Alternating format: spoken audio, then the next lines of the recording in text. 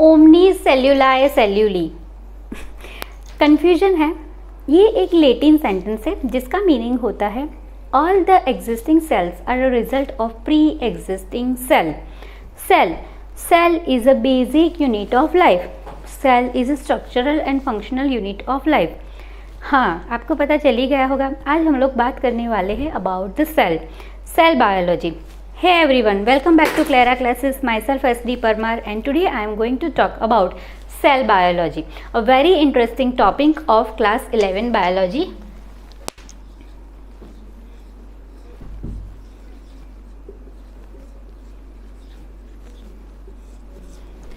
Cell biology, cell के बारे में तो कितनी सारी चीज़ें हम लोग बहुत कुछ पढ़ते रहते हैं, बहुत कुछ हमें जानना है, जितना ही जाने उतना कम है। आज मैं कोशिश करूँगी कि जितना मुझे पता है मैं आपको बताऊँ, और I hope from you all that you people ask me your doubts in comment section, so हम लोग इसके बारे में और ज़्यादा डिस्कशन कर पाए। Okay, so let us start. Cell, मैं शुरुआत सेल से ही करूँगी। ये सेल आखिर है क्या और ऐसा ही नाम क्यों रखा सेल? तो first I want to tell you that cell का मतलब होता है one small compartment. There was a scientist name Robert Hooke, an English scientist. In 1665 he has given us this word cell, and this word has been originated from the Latin word celluli.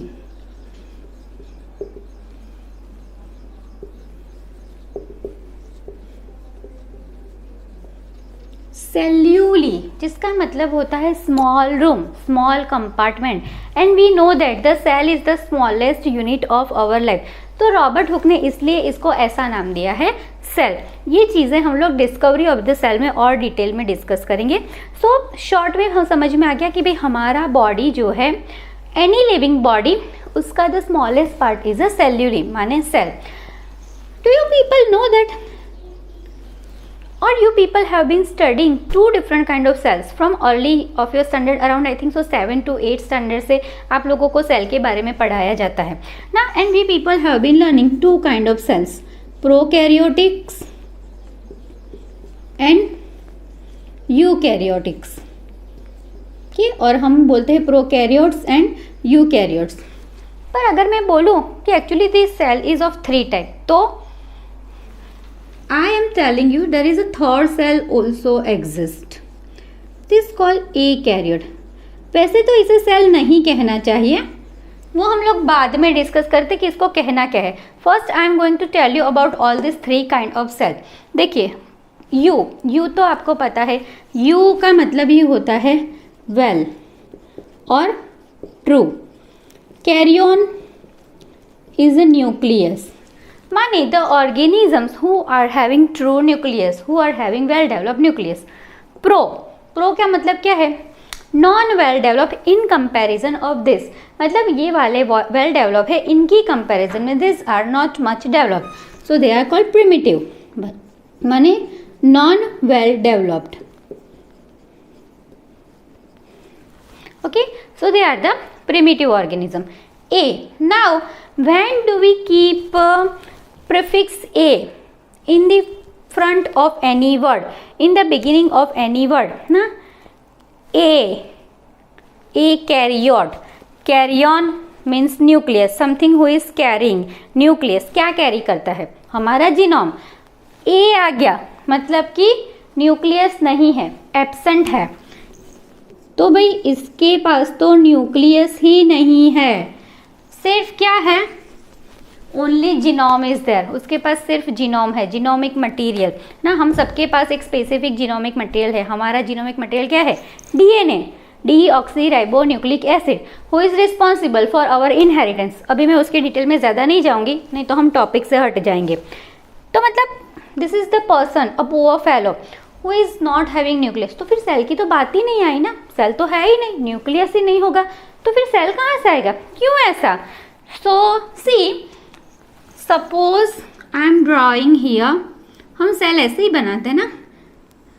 This is a cell wall, the outermost layer of any cell. हम plant cell बना ले ऐसा consider कर लीजिए आप लोग, तो ही सेल वॉल आएगा, बिकॉज एनिमल सेल में तो सेल वॉल प्रेजेंट नहीं है। Then after in the middle of the cell we are making one this thing, जिसे हमने नाम दिया, वैसे हमने नहीं दिया, साइंटिस्ट ने दिया है, nucleus. And inside of the nucleus there is a genome, genomic material. It could be, genomic materials are of two type. It could be either DNA or RNA.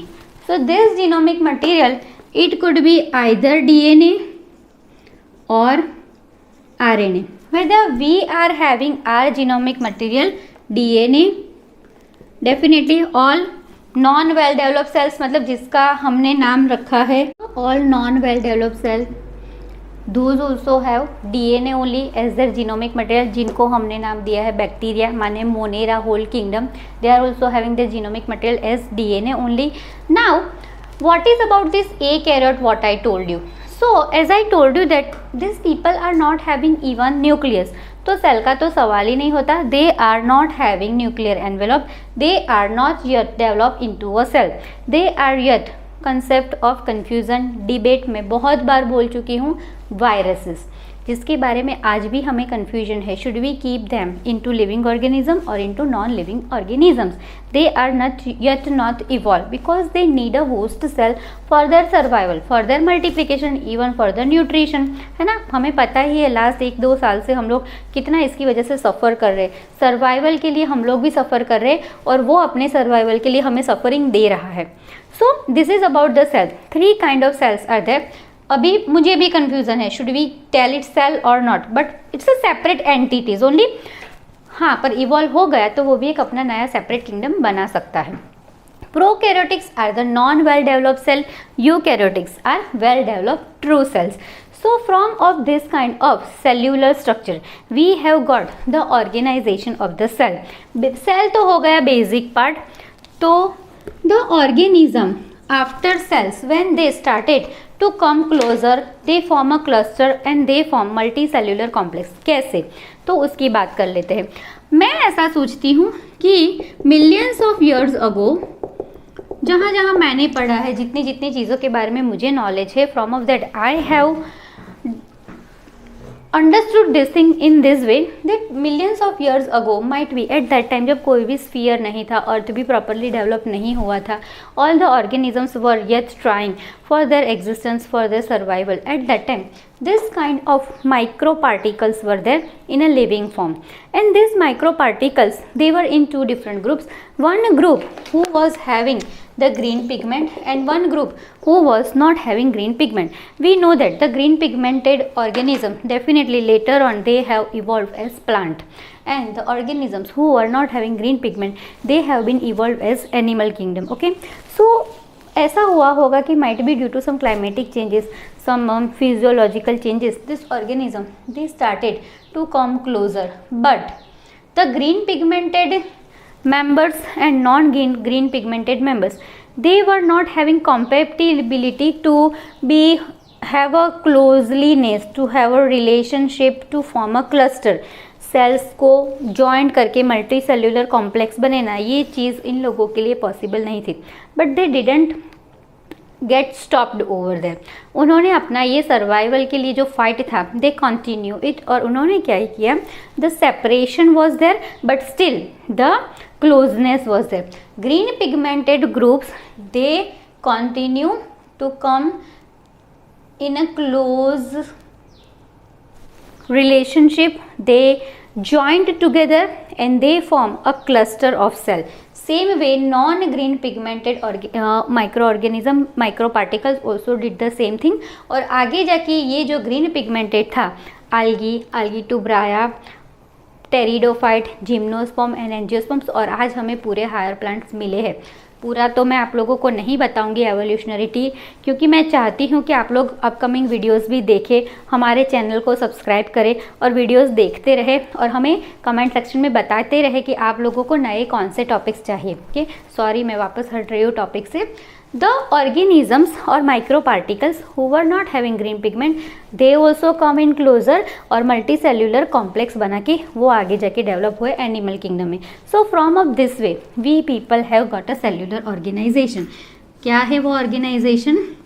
That the cell, the basic unit of life, the cell together forms a tissue, tissues together form organs together form system together forms a body or a living organism. So all the living organisms are having this cellular organization, only body level, organ level, tissue level and the cell level organization.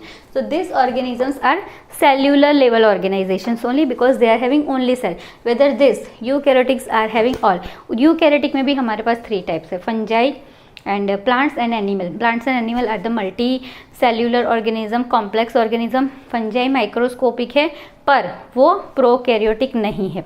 Okay, so this is about the basic idea of the cell. Now let us talk about 2 different cells specifically, prokaryotic cell and eukaryotic cell. Okay students, so let us now talk about the discovery of the cell. The cell theory. The cell theory, actually it is not the work of any specific or a one scientist. There were so many biologists who were studying about the cell because everyone was having curiosity. How does the life has come in existence?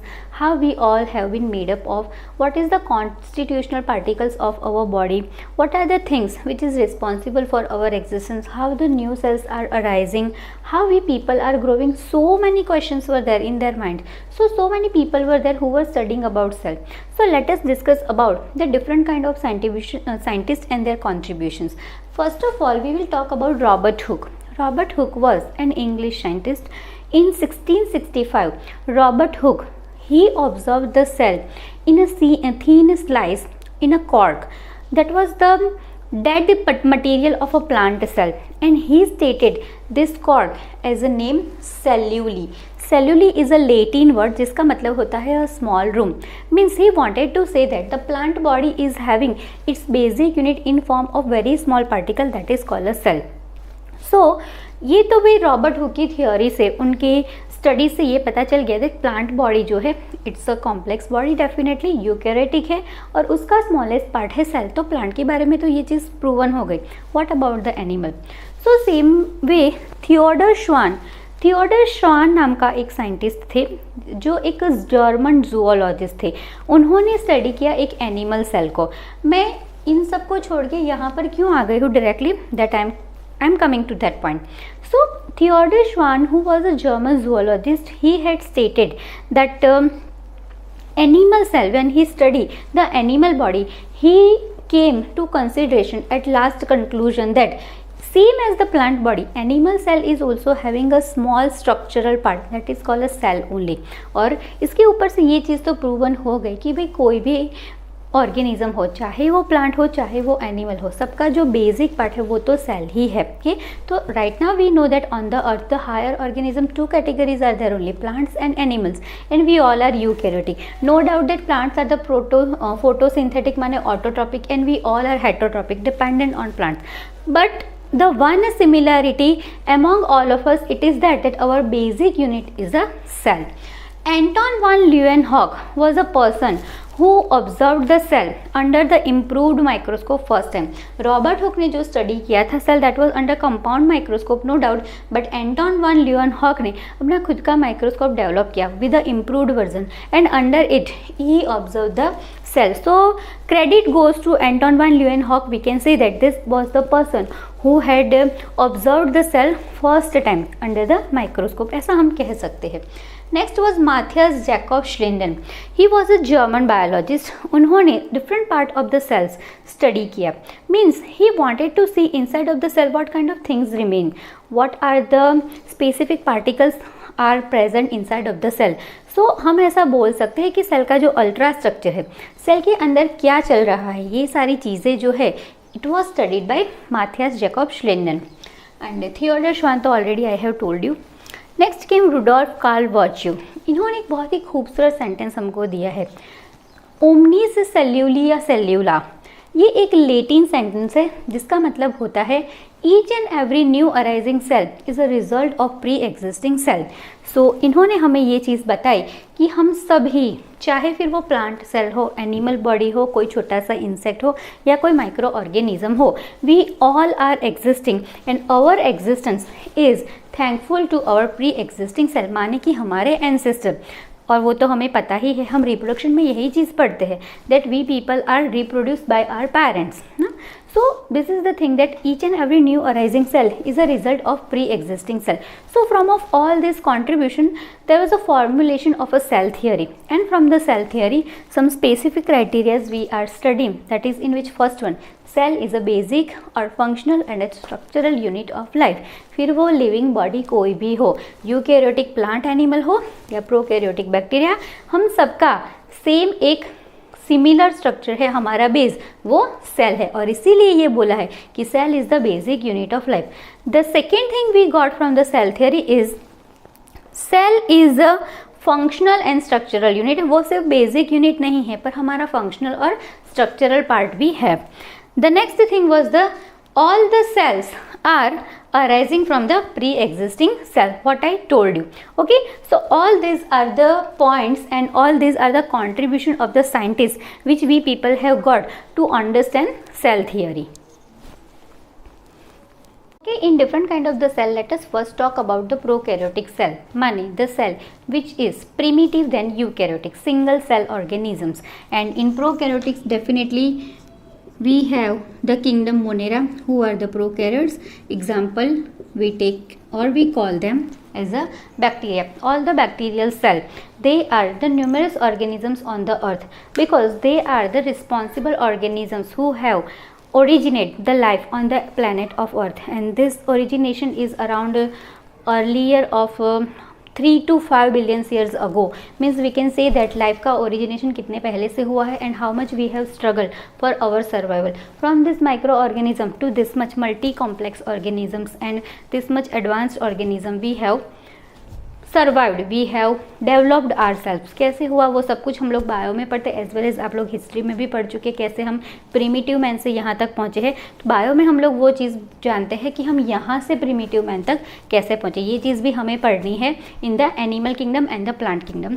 So animal, in short the prokaryotes are the first cell who have existed on the earth. Origination life का यहाँ से हुआ है।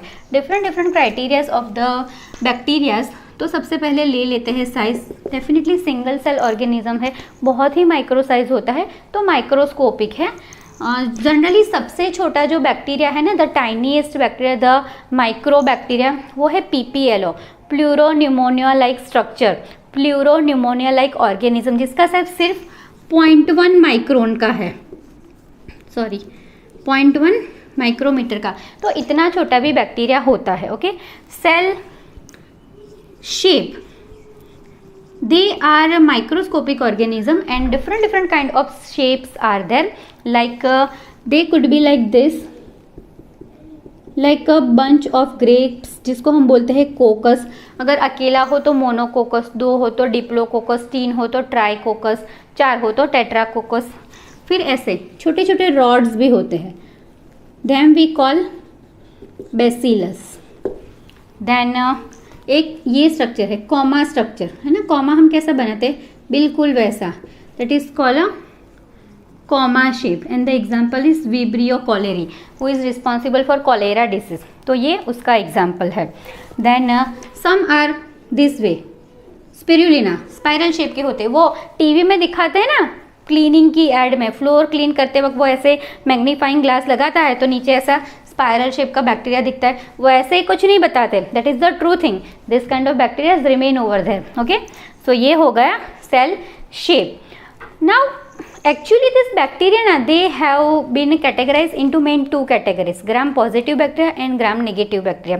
There was a scientist called Christian Hans Gram, मैं लिख ही लेती हूँ,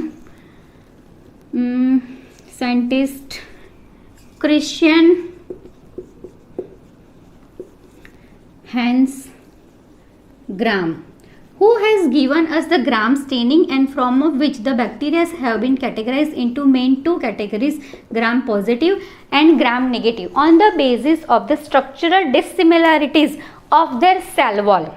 इनका सेल वॉल जो है वो अगर थिक सेल वॉल होता है तो it is made up of the peptidoglycan, तो उन्हें उन्होंने नाम दिया है Gram positive because they were stained purple in colour while using Gram staining, जबकि ये वाले स्टेन होते थे in a pinkish red colour जिसका सेल वॉल थीन था. वो एन एसिटाइल म्यूरोमिक एसिड भी हो सकता है, कुछ और पॉलीसेकेराइड भी हो सकता है. तो on the basis of the structural composition of the cell wall of bacteria, they have been categorized into two different kind of cell. Another criteria of bacteria is nutrition. So definitely they are parasitic in nutrition, pathogenic भी है. Another thing reproduction, probably सारे asexual reproduction ही करते. Some of them also do sexual reproduction, पर इसमें जो standard manner है syngamy का वो नहीं होता है. It is the via DNA transfer. इसका ऑलरेडी एक वीडियो हम लोग ड्रॉप कर चुके हैं यूट्यूब पर, that is the class 12 chapter first reproduction in organism, जिसमें हमने समझाया है कि बैक्टीरिया कैसे इस सेक्सुअल रिप्रोडक्शन भी करते हैं, because we know that in the sexual reproduction it is a compulsory requirement of 2 gamete, और यहाँ पर तो ऑर्गेनिज्म सिंगल सेल है तो 2 गैमेट कैसे आएंगे, तो आप लोग वो वीडियो भी देख सकते हैं इसको स्टडी करने के लिए. So in short, in a nutshell what I want to say you that bacteria are the single cell microscopic organism who are having absence of or a lack of membrane bound organelles. अभी ये nucleus इतना develop हुआ नहीं है. Understood? Let us now move on to our well developed cell that is called eukaryotic cell. And in eukaryotic cell we need to study here 2 different kind of cell. One is a plant cell and one is an animal cell. The basic difference between plant cell and animal cell is that structural difference in which plant cell are having cell wall, whether animal cell they don't have cell wall, absence of cell wall. Plant cell is having large vacuoles, animal cell is having small vacuoles. Plant cell is having chloroplast, animal cell definitely they don't have chloroplast, and that is only why we are dependent on plants for the mode of nutrition. ज़रा सोचिए, अगर हम लोग भी chloroplast के साथ ही birth लेना शुरू कर दे तो we are having born with inbuilt chloroplast, कैसा लगेगा? देखिए, सबसे पहला तो डिफरेंस जो होगा, we all will be having green colour skin. दूसरी चीज़ जो सबसे बेनिफिटेड है, आप सुबह उठे, आपको भूख लगी, you just open the door and just go and stand up in the sunlight, nutrition मिल जाएगा, है ना. आपको कोई टेंशन नहीं, मुझे भी टेंशन नहीं. हम सब लोग ये सब क्यों करते हैं? खाना खाने के लिए ना. तो अगर हम लोगों को इनबिल्ट क्लोरोप्लास्ट मिल जाता है, we will be also preparing food by ourselves using sunlight, the richest source. Another thing, जो ये ऑक्सीजन का लेवल कम हो रहा है और कार्बन डाइऑक्साइड का बढ़ रहा है ना, उसमें भी अपने को कोई दिक्कत नहीं, क्योंकि हम लोग कार्बन डाइऑक्साइड लेना शुरू कर देंगे तो वो प्रॉब्लम भी सॉल्व. मतलब ह्यूमैनिटी का जो सबसे बड़ा कुछ प्रॉब्लम्स है ना, वो सारे ही सॉर्ट आउट हो जाएंगे ना. एकदम मस्त एंजॉइंग लाइफ हो जाएगी, कोई किसी तरह का टेंशन ही नहीं है. पर ये तो सोच है, मेरी सोच है, देखते हैं आगे, शायद फ्यूचर में हो भी सकता है ना.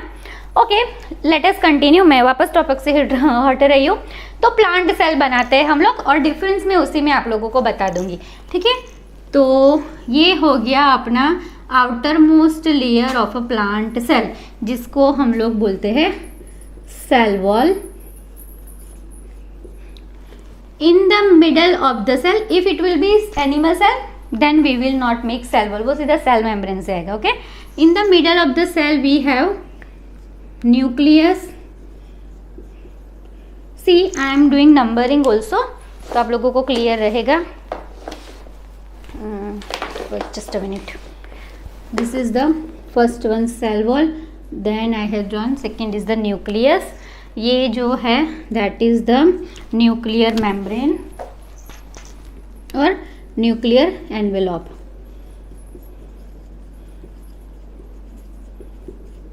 Okay, which is our third organelle. Now the cell wall and the nuclear envelope, इसके बीच में ये जो एम्प्टी स्पेस है ना, it is filled with one fluid, one semi-solid jelly-like material which is called cytoplasm, which is dehydrated and it requires the hydrated and it requires the hydrated environment only. क्योंकि semi solid है, fluidic है, तो definitely needs the watery content. तो ये जो cytoplasm है ना, in that all our organelles remain embedded. Okay, तो ये हो गया अपना cytoplasm, jelly like, semi solid और फ्लूइडिक इन नेचर, जिसके अंदर सारे ही ऑर्गेनल्स रहते हैं. And we know that two kind of organelles are there. This one, third one I am writing here, cytoplasm.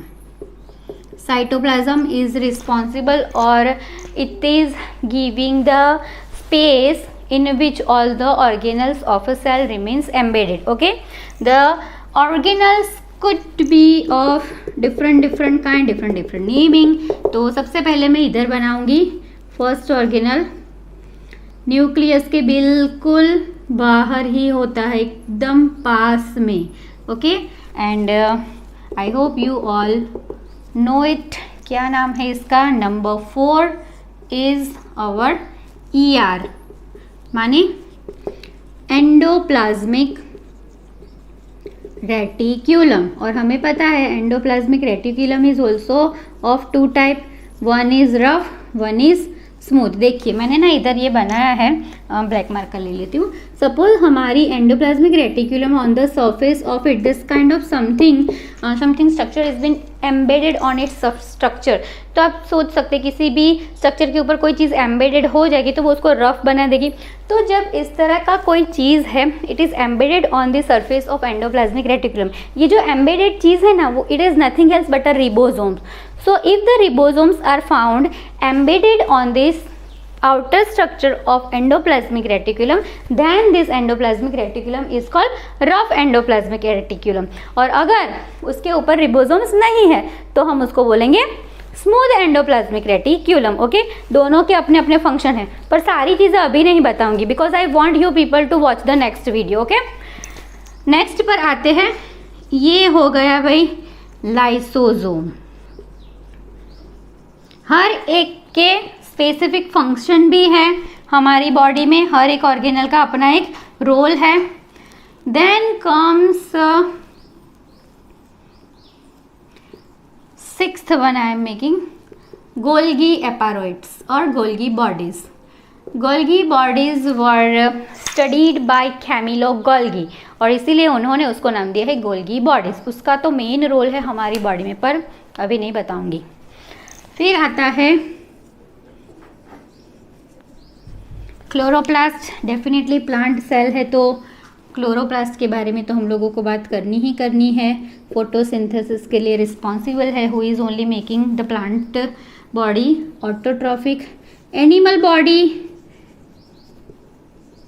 And mitochondria, जो एनिमल बॉडी के लिए भी रिस्पॉन्सिबल ऑर्गेनल है. पावर हाउस हम उसको बोलते हैं, है ना. क्यों? Because it is responsible for production of energy, call ATP, energy currency of the body. कैसे होता है? तो भाई हम जो खाना खाते हैं ना, it is getting converted into its simpler form, break down होता है. Then after in the mitochondria ना, the one specific process called Krebs cycle, it is going on with the whole metabolic biochemical pathway. Number of reactions are there, and throughout this reaction there is a carrying out of ATP production. पर ये भी अभी नहीं बताऊंगी, सारे video आएंगे, but you people will have to just subscribe our channel and you will have to download our app. Okay, तो ये हो गया माइटोकॉन्ड्रिया. फिर कुछ छोटे छोटे ऐसे स्कैटर्ड रिबोसोम्स भी होते हैं सेल में. The scatters ribosome, here I am writing ribosomes. Okay, then microtubules, centrosomes. फिर होता है प्लांट सेल है तो बहुत बड़ा वैक्यूल होगा, है ना. सेल वॉल के तुरंत बाद जो मेम्ब्रेन होता है that is the cell membrane. Selectively permeable membrane है, cell wall is a permeable membrane. इसका मतलब क्या है? Definitely right now I will not tell you. This is the cell membrane. Okay, so probably सारी organelle मैंने लिखी है। हाँ, ये बता देती हूँ कि ऑर्गेनल्स ना actually they have been categorize into 2 categories, या तो फिर ऐसा बोल ले कि ऑर्गेनल्स 2 टाइप की है। एक है मेम्ब्रेन बाउंड ऑर्गेनल्स और दूसरी है non membranes organelles. Non membranes organelles कैसी कौन सी है और मेम्ब्रेन बाउंड ऑर्गेनल कौन सी है? तो भाई अपना जो क्लोरोप्लास्ट है, it's a membrane bound organelle. Mitochondria is also membrane bound organelle. ER endoplasmic reticulum भी मेम्ब्रेन बाउंड ऑर्गेनल है। फिर lysosome. Okay, non membranes organelles कौन से है? तो हमारे रिबोसोम्स, ऑल द प्लास्टिड्स, है ना।